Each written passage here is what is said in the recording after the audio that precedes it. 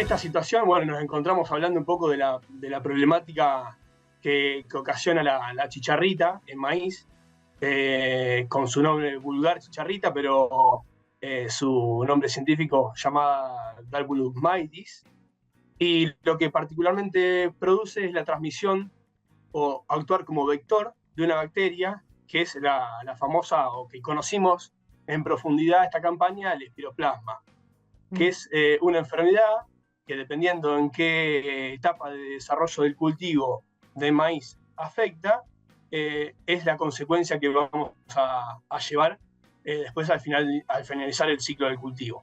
Y esta campaña nos hemos encontrado que hubo mermas de hasta más del 70% en cuanto a la productividad, ¿no? Hay situaciones en donde el maíz, por su época de siembra y demás, pudo sortear la problemática de la chicharrita, pero en ciertas situaciones, las situaciones más al norte particularmente, es donde la problemática fue acentuada con mucha profundidad y la reducción en productividad fue drástica, lo diría yo. En cuanto al abordaje de la chicharrita en particular, en su manejo agronómico, es muy dificultoso, ¿no? Y creo que todos los asesores que se les puede preguntar van a coincidir en esto. Dificultoso en la línea de que es una problemática más bien regional y no debe ser abordada como una situación puntual, sino, como bien digo, como una situación más bien regional. Hay un montón de productos que podemos utilizar o estrategias que nos van a ayudar a un mejor manejo de la problemática, pero si lo hacemos de una forma aislada, el abordaje posiblemente no va a llevar a buen puerto. En términos generales de un manejo de esta problemática de la chicharrita, se puede hablar de diferentes formas de abordarla, pero lo podemos enumerar en ciertos parámetros. Podemos hablar de que tenemos que manejar de alguna forma el control de las malezas o los hospedantes, principalmente hablando de los maíces guachos o maíces voluntarios, los cuales van a trabajar como hospedantes de este vector cuando el cultivo no se encuentra en el campo, pero sí este maíz que nació voluntariamente. Entonces, lo principal en esta cuestión es hacer el control con diferentes estrategias, graminicidas principalmente, para controlar estos maíces guachos. También una estrategia muy válida es trabajar con materiales tolerantes.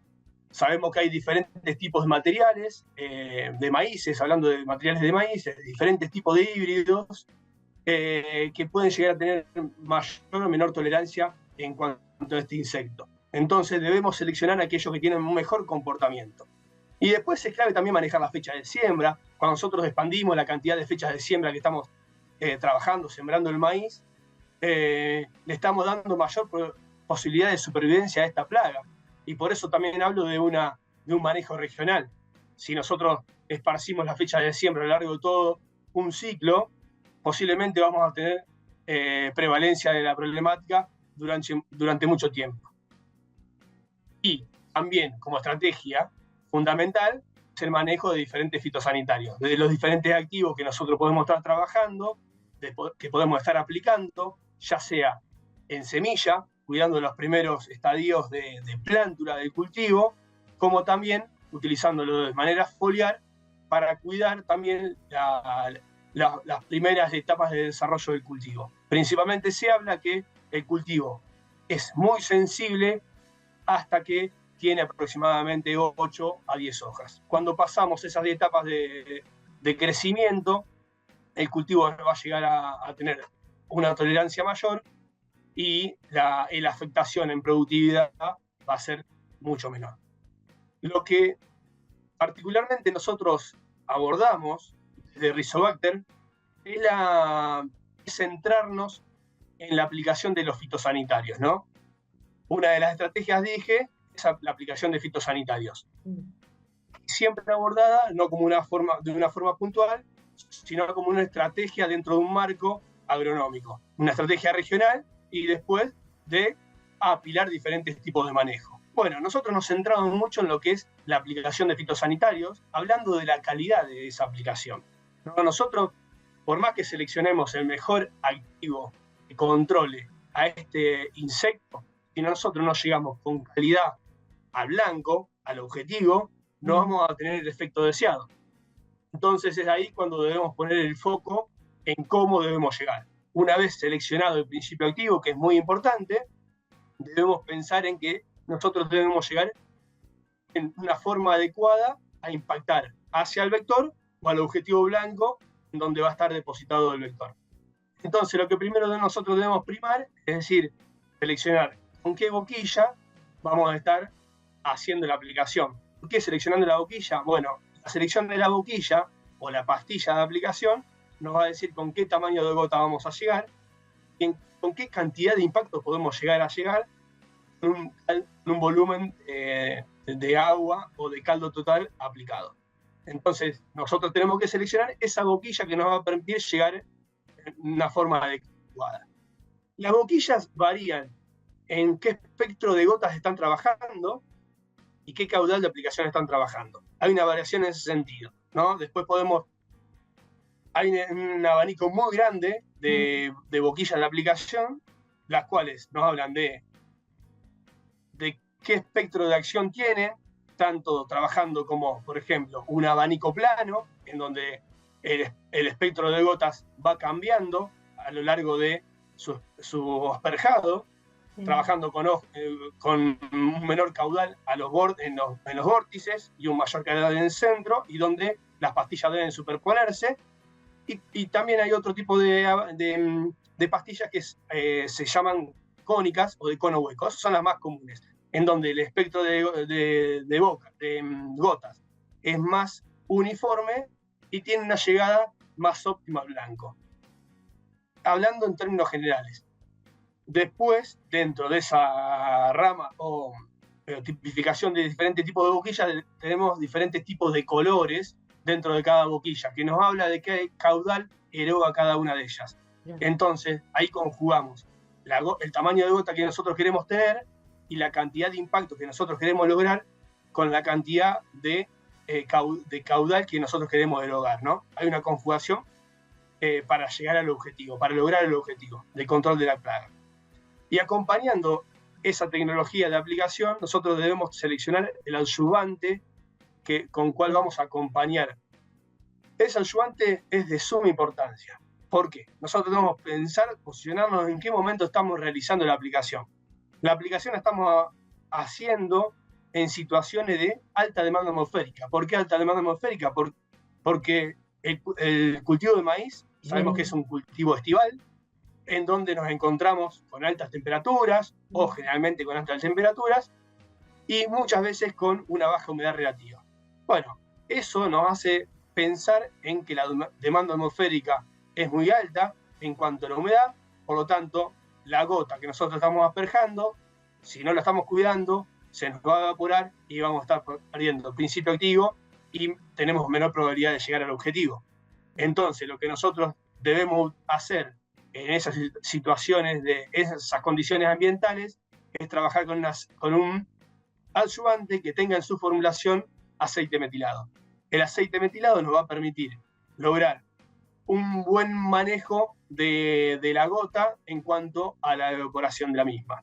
Y después también vamos a lograr una mayor penetración cuando lleguemos al objetivo, pensando en si tenemos un producto sistémico, el cual debe ingresar a la planta para que después pueda ser comido o ingerido por el insecto, ¿no? Entonces tenemos que pensar como protección de la gota en un aceite metilado. Y después estamos en las diferentes formulaciones de aceites, ¿no?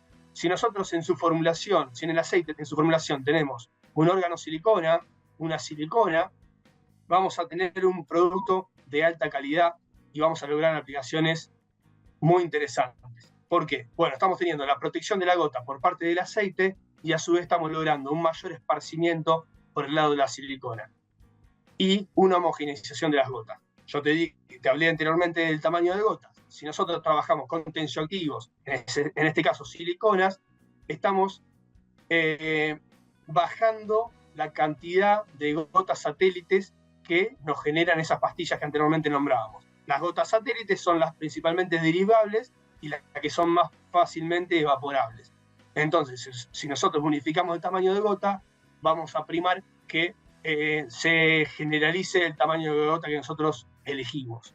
Y después la silicola lo que nos va a dar es mayor capacidad de esparcimiento. ¿Qué quiere decir? Que cuando la gota impacta en la superficie que nosotros queríamos impactar, ya sea el insecto o sea el folíolo de un material, vamos a tener mayor superficie de impacto. Una gota va a tener mayor esparcimiento, entonces vamos a tener mayor probabilidad de impacto sobre el insecto o mayor probabilidad de impacto sobre el material vegetal y por consiguiente vamos a tener mayor probabilidad de control. El productor está sumamente preocupado por la problemática de la chicharrita, tanto sea por lo que es la calidad de aplicación o qué hacer, qué estrategias utilizar al momento de controlar la plaga. Entonces está pensando muchísimo en lo que inicialmente hablamos, que es el manejo particularmente cultural de la fecha de siembra, qué híbridos elegir, y también con qué estrategias químicas podemos abordar la problemática. Y por consiguiente también hablando de calidad de aplicación. Te diría que sí, no sé si está preocupado por una problemática en particular, sino que abordar la temática de todos los ejes. Creo que es la preocupación del año, te diría.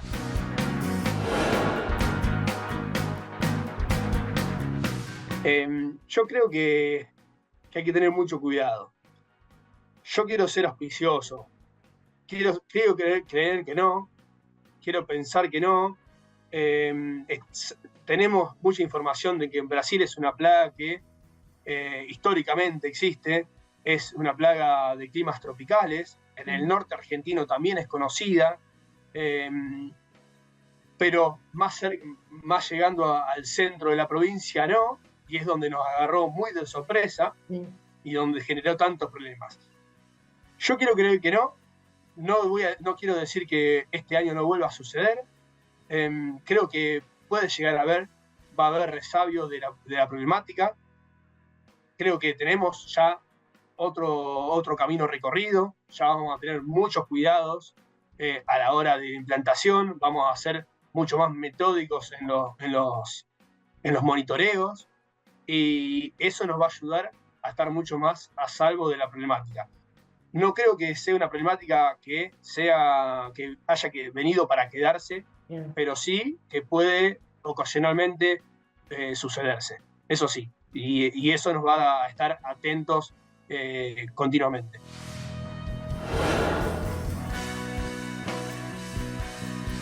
Mira, lo que va a suceder en la campaña 24-25, esto lo creo y lo he hablado con muchísimos asesores de diferentes zonas, va a terminar en una merma en cuanto a la siembra del cultivo de maíz. Todavía es muy difícil estimar o ponerle un número fijo en cuanto a qué cantidad qué hectareaje menos se va a sembrar. Pero, como dice el dicho, el que se quema con leche ve una vasca y llora. Bueno, acá va a ser totalmente lineal con ese pensamiento.